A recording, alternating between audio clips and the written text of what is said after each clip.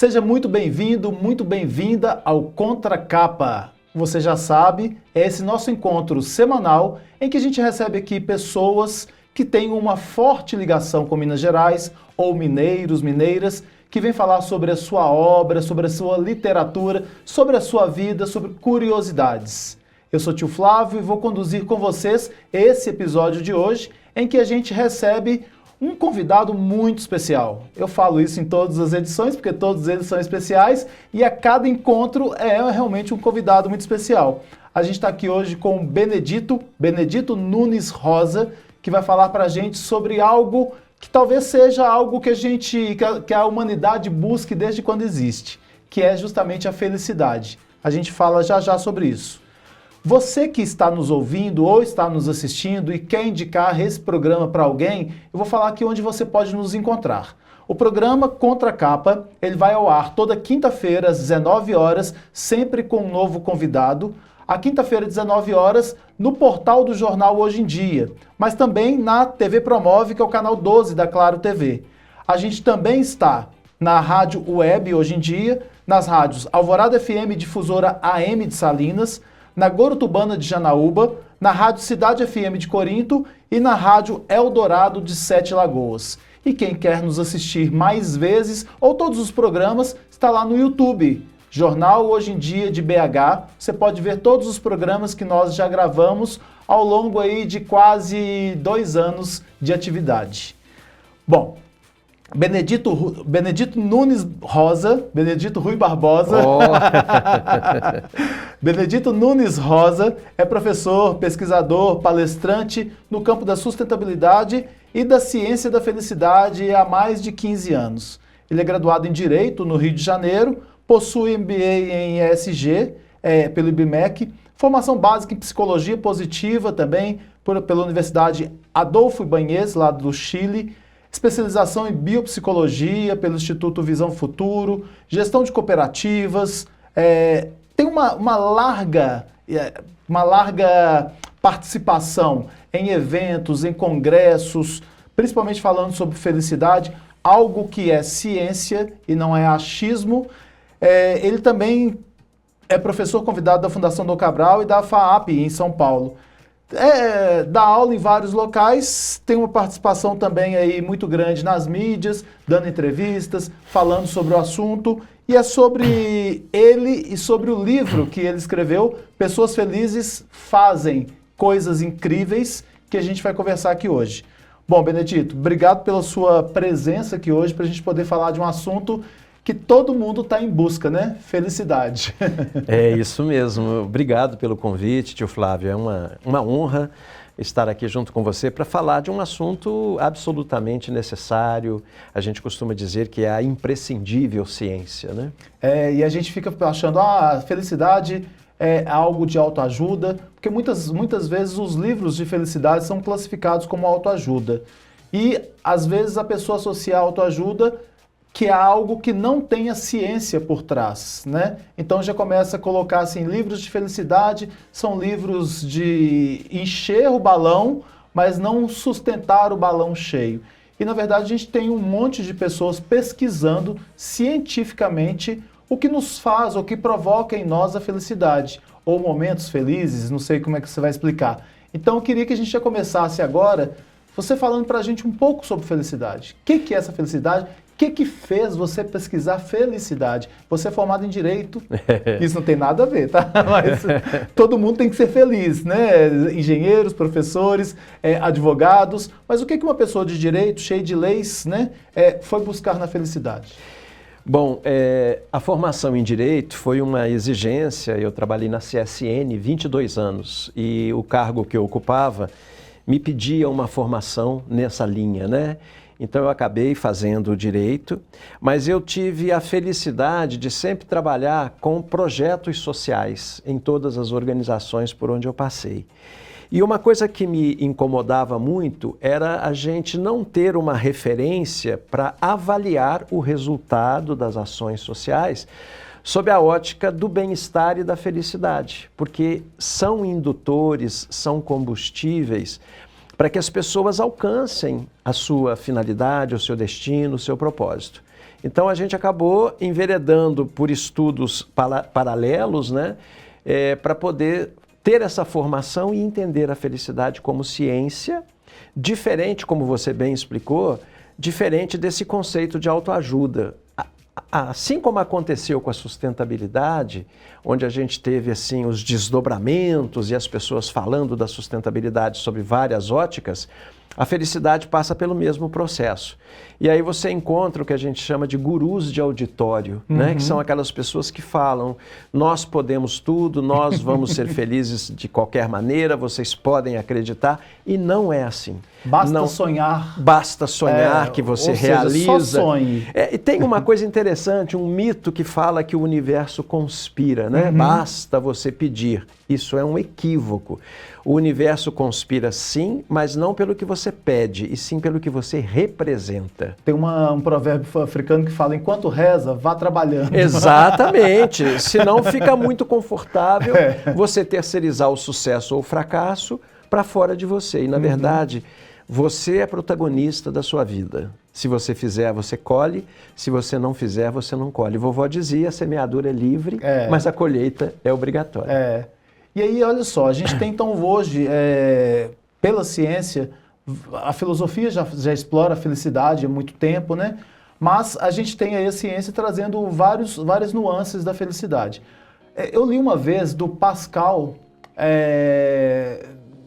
eu não lembro quem foi que falou, se foi ele mesmo, mas tinha uma fala que era o seguinte, todo mundo busca felicidade, até aqueles que optam pela forca. Naquela época, as pessoas buscavam o autoextermínio pela forca e o autoextermínio era, na cabeça de quem sofria, o acesso à felicidade.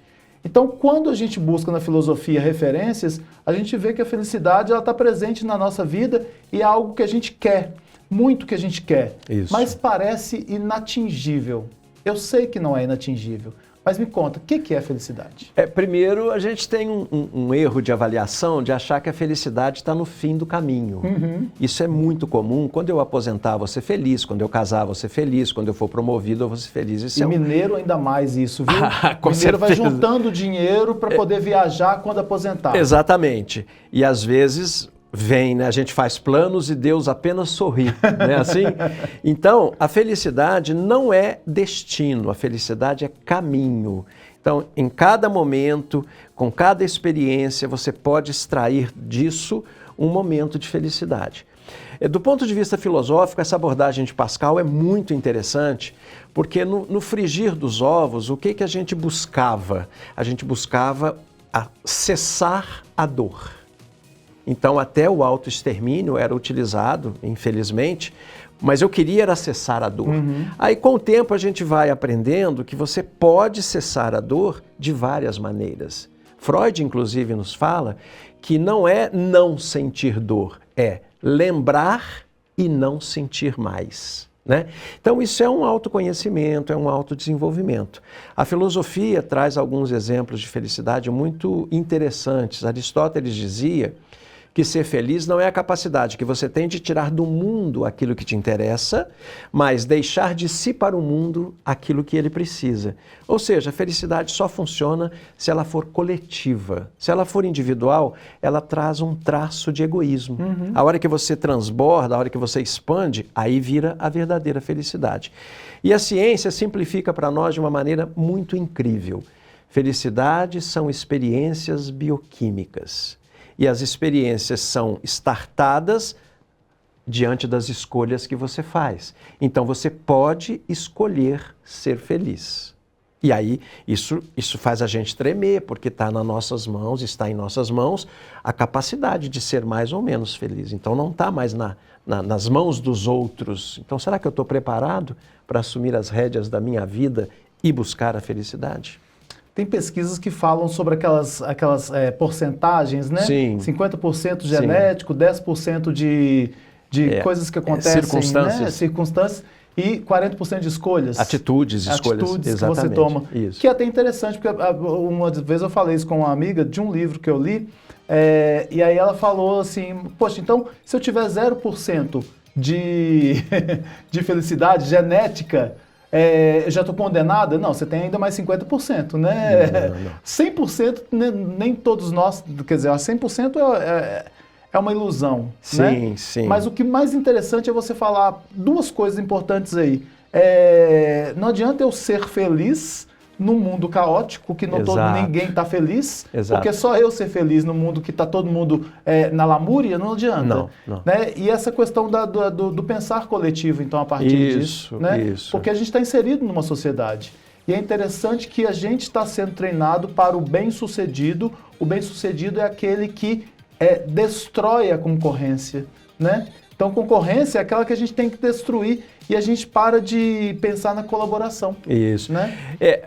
A questão da felicidade, ela precisa ser entendida, por isso a ciência é muito importante, o estudar é muito importante, a literatura é vasta hoje sobre o assunto, porque senão a gente fica numa busca desenfreada pela felicidade pessoal.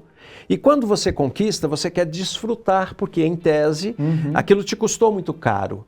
E, na verdade, a verdadeira felicidade é quando você transborda isso para todos que estão ao seu redor, né? Então, é um momento mais complicado.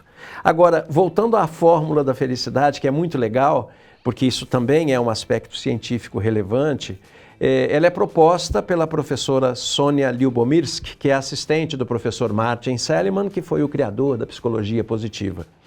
E aí, essa dúvida que a sua amiga tem, ok, eu tenho 0 de genética, é um risco que se corre, porque a gente transmite geneticamente a tendência de ser mais feliz para os nossos descendentes e herda dos nossos antepassados. Agora, então, eu herdei dos meus pais que eram muito sofridos, 0 de genética e estou condenado? Não. A partir das suas atitudes, que é 40%, em relação às circunstâncias, que é 10%, você reconstrói o seu tecido genético e você transmite irá para os seus descendentes. E é muito legal porque a gente fala isso e as pessoas então dizem, ok, então eu não vou sentir dor, eu não vou sofrer. Não, não é disso que a gente está falando. A felicidade não é a ausência de problemas, é a forma como você encara e enfrenta os problemas. Aí você consegue ser mais feliz. E circunstâncias, o luto é uma circunstância. Mas o quanto ele é profundo e o quanto ele dura é uma escolha.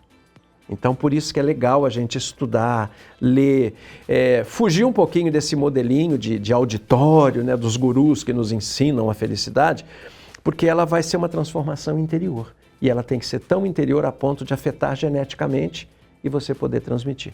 E você falou essa questão do auditório, que o auditório é o físico, mas é o virtual também, né? A gente tem hoje várias pessoas que usam as redes sociais para promessas e a gente tem essa tendência de querer resolver tudo muito rápido, né? Exato. A gente está na busca da solução rápida. Eu preciso emagrecer, então eu vou lá na rede social e acho alguém que promete 1 quilo a cada semana, né? Se tiver um prometendo 2, eu já mudo. Já mudo. Aí a gente acha que a felicidade prometida por aquelas pessoas, porque parece que a vida da gente é realmente uma ausência de dor, né? E isso que você fala de, por exemplo, no luto, que é algo bem pesado, marcante na vida de todo mundo, se posicionar diante disso não quer dizer que você não deva deixar de sofrer. Não, né? não. De forma alguma. E nem você está desrespeitando aquele momento de dor, muito pelo contrário. O Byung-Chul Han fala sobre essa questão da anestesiar as dores, né? Isso. A gente tem anestesiado as nossas dores e a gente não tem sofrido. Eu vejo muito a criação moderna em que os pais anestesiam as dores dos filhos para que eles não passem por problemas e eles vão morrer. Provavelmente, né? Talvez morram antes dos filhos, né? Se tiver uma naturalidade aí. E aí ficam os filhos blindados. E é engraçado que a gente vai contrariando a natureza, né? Porque estar próximo do risco gera em você anticorpos para te proteger.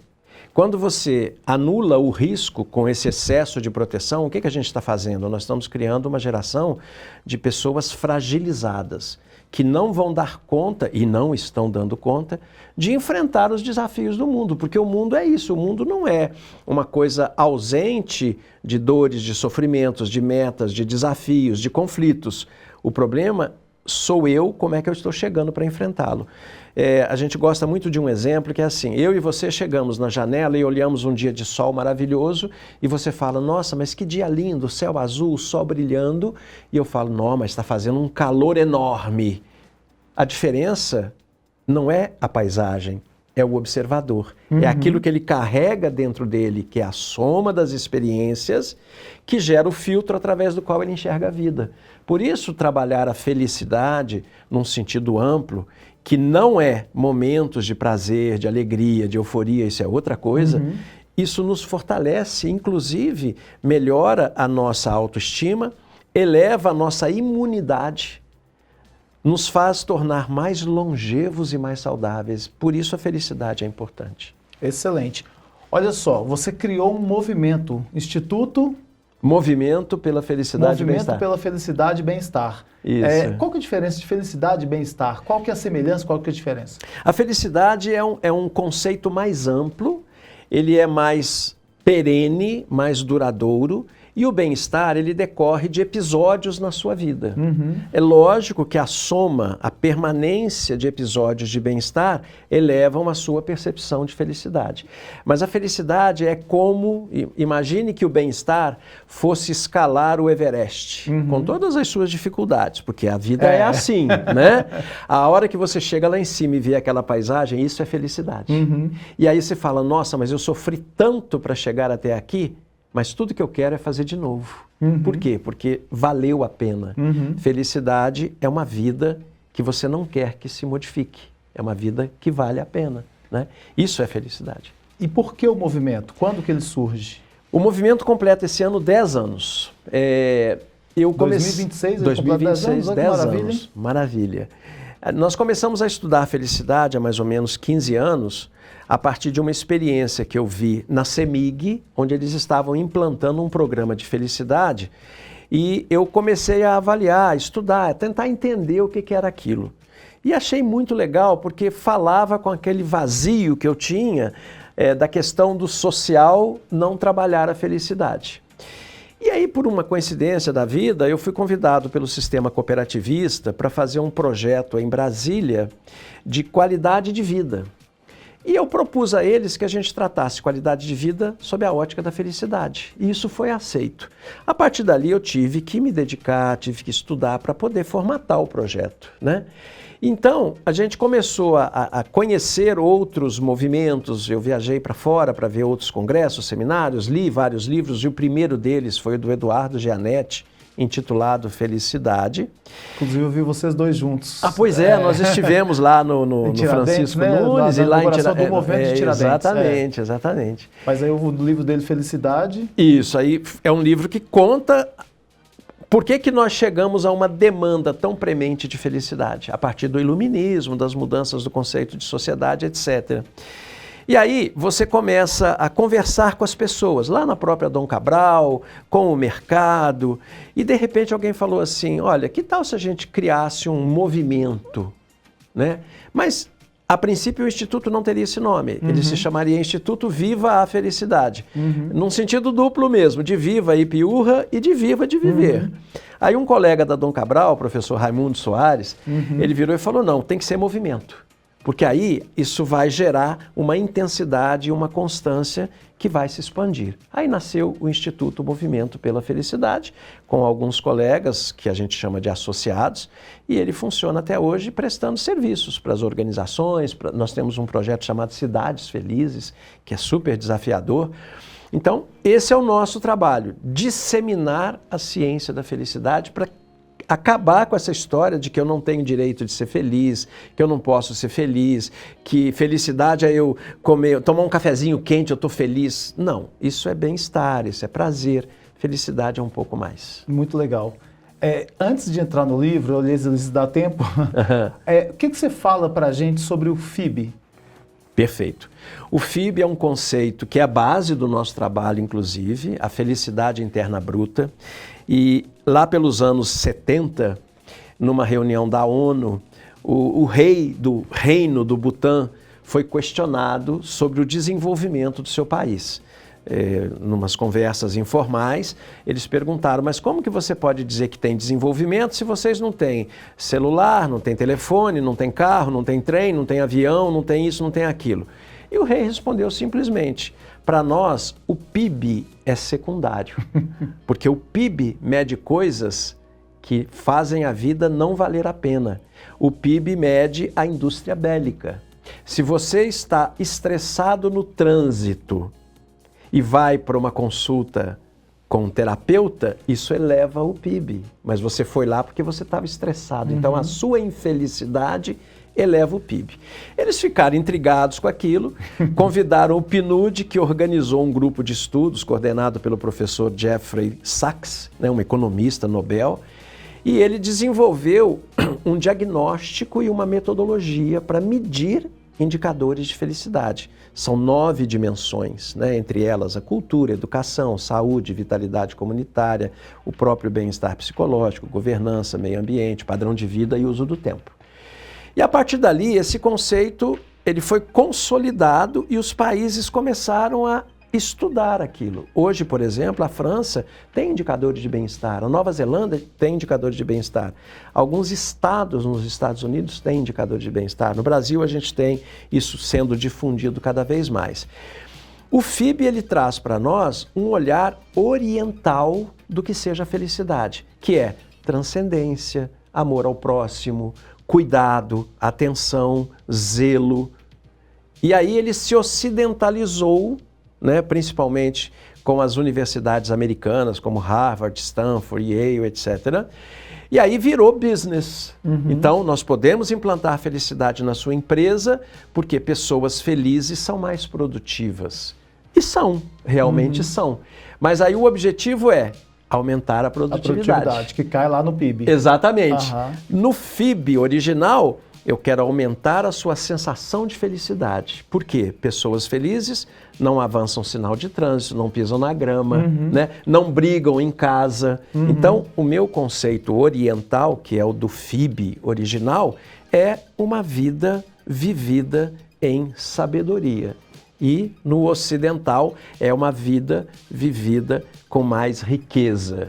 E aí, agora eles estão se ajeitando ali, acredito que em breve a gente vai ter um novo conceito que leva em conta o que o Oriente nos sugere, mas também considera que as empresas são a base da transformação de um país. Então, talvez valha a pena investir. Até algumas empresas, isso há muito tempo, como a Natura, Sim. Tinham implementado, faziam.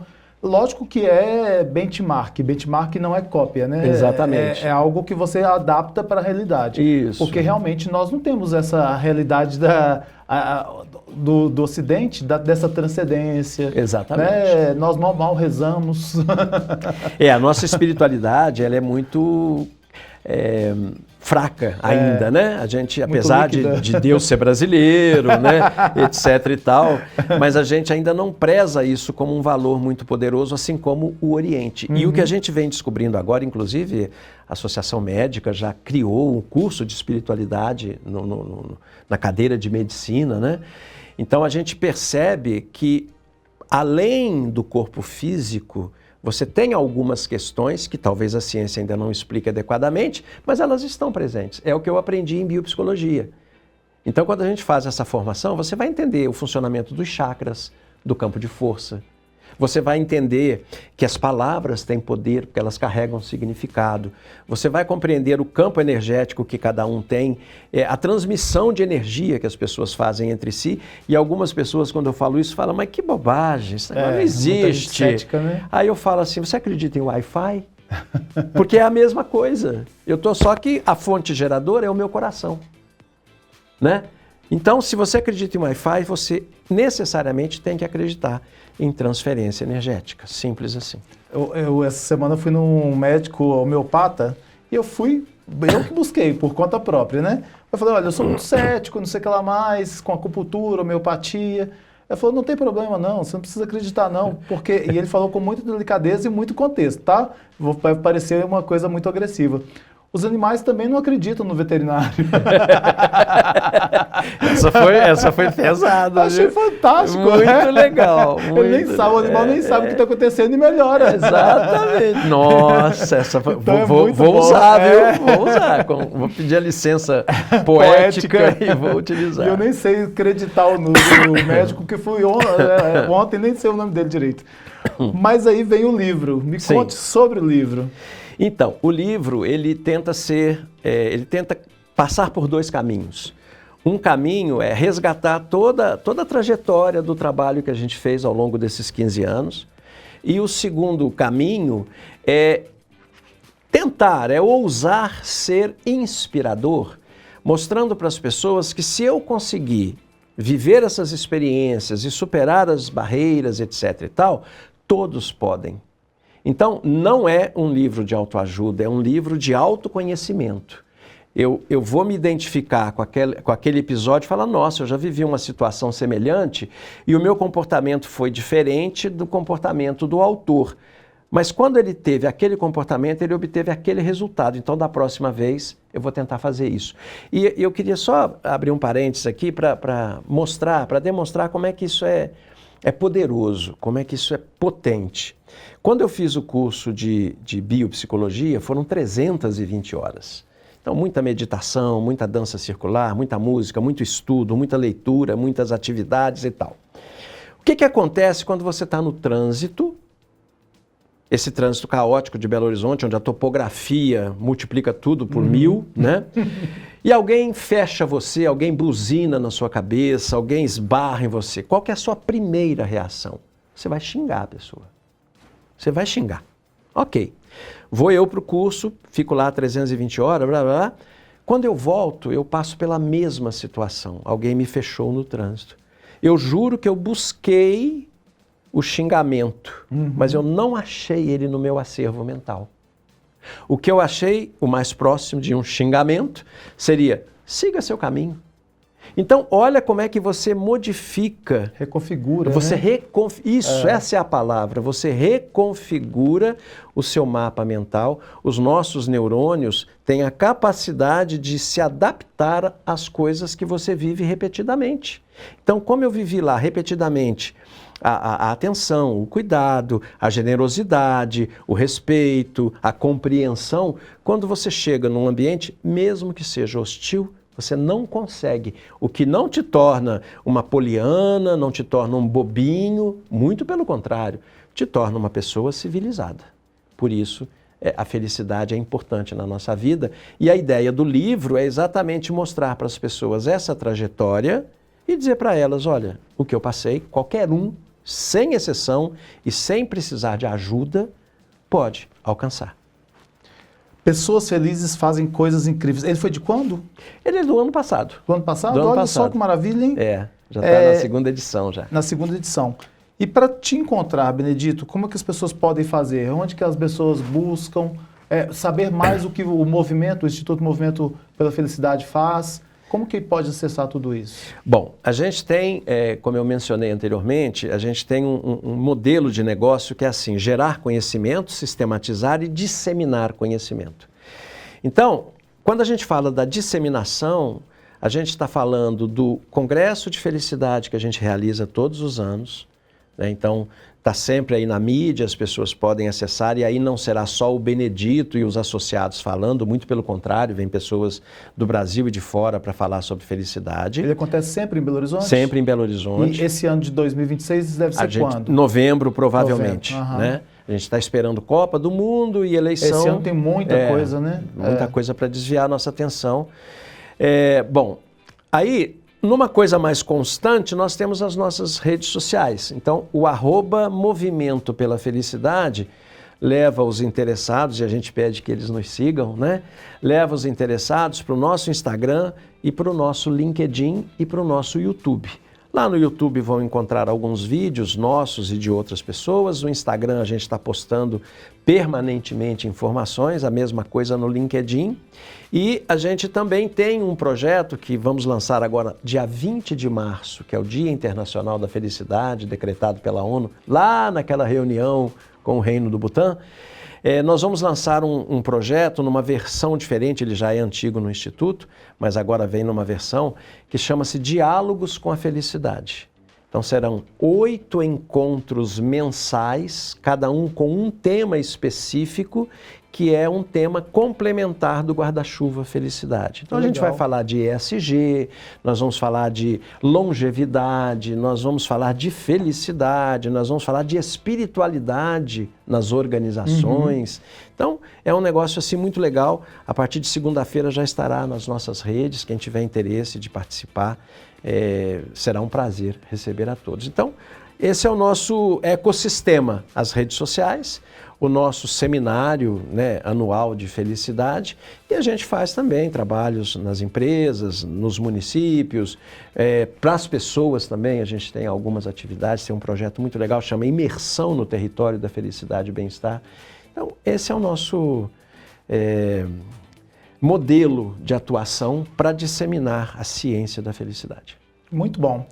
Ou seja, tem muita coisa boa para a gente poder aprender, para a gente poder buscar, para a gente poder viver, né? Que felicidade é justamente isso, é no caminho, como você disse, não é a estação de chegada, né? Não. É aproveitar o caminho e que a gente busque conhecimento para poder, às vezes a gente fica batendo a cabeça sem saber para que caminhos, né, tomar. E aí vem aqui justamente isso, ó, jornada do autoconhecimento, que é a melhor coisa que a gente pode fazer por nós mesmos, né? Sem dúvida. O que você aprende, você não esquece. Exatamente. Benedito, obrigado pela sua participação aqui, né? Obrigado pelo seu trabalho incessante nesse caminho aí da felicidade para as pessoas, para as empresas, para as cidades, né?